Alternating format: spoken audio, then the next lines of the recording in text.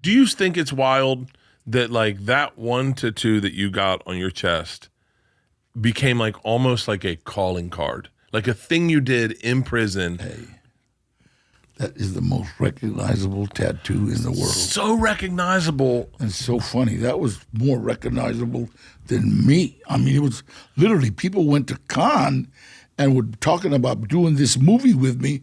And who? This guy. Oh, the guy with the tattoo. Yeah, dude. I mean, it's so many movies. It's so many movies. You see that, and everyone knows who it is. And it's funny because Harry, Super Jude Ross, he hated it because it was one of his first tattoos, and so the lines are very thick. Oh, he's the one who drew it? He's the one who drew it and did it, but Jesus, look how jacked you are in that picture. Now they've gotten so thin. The lines have gotten so thin. The tattoos are like paintings. What are the words above it? We crossed out one of them. One's Danielle, my daughter. Yeah. You know, the other one was a mistake. that one's gone. We misspelt it. That one's gone. And I put my son Gilbert and Dan. You name your son Gilbert? Yeah. That's badass. That's my boy.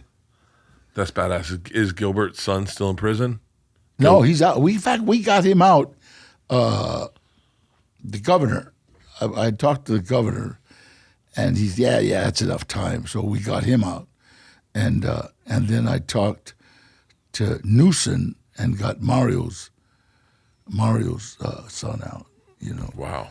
And how much have prisons like okay, in another very white guy analogy, when you look at gymnasiums from like when Arnold was working out in Gold's Gym to where gymnasiums are today, they've grown so much. They've got polar plunges and IV drips, and they've got deprivation tanks. Compared to where they started, how much have prisons grown? They took most of the weights out of what? Yeah, out of prisons.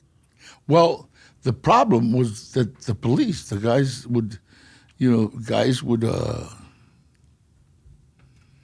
be up there 5-6 years lifting weights, and all of a sudden come out on the streets.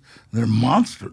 Yeah, you know, and a lot of the police started to wait a minute, man, you guys are breeding monsters, you know? And so they took the weights out. So now all the guys are coming. They're coming out still ripped, but push-ups. Cut, you know, push-ups, air squats. I do the prison burpee, where you do it and then you. It's funny. I used to see guys doing squats with guys on their shoulders. Yeah. Like, and so it was, you know, everything. You adapt to everything. You know what I mean? And so a lot of the weights are probably at the guards' houses. Do you think you're in such good shape right now because you've worked out your whole life? Yeah. Because are you 80? 80. Yeah. You do not. My dad's not 80, and the hurricane down in Florida, and I was like, I think you should come out to LA. He said, why? I said, well, didn't Mom fall on the ground the other day, and you just left her there to sleep? And he was like, yeah. And I was like, well, if you guys can't get off the ground, maybe we should get you out of where a hurricane's coming. But you're in fantastic shape. I still work out, and I still walk, and I still do whatever I can. I have to. Yeah. You know, like I'll sleep for like 4 hours, and then I'll wake up, and then I might go lift some weights, come back to bed, sleep some more, then you wake up. I don't know. It's weird, but I'm staying in shape. I'm still staying in shape, still staying weight, about 180. You know? Yeah. Bert and Tom and Bert. One goes topless while the other wears a shirt.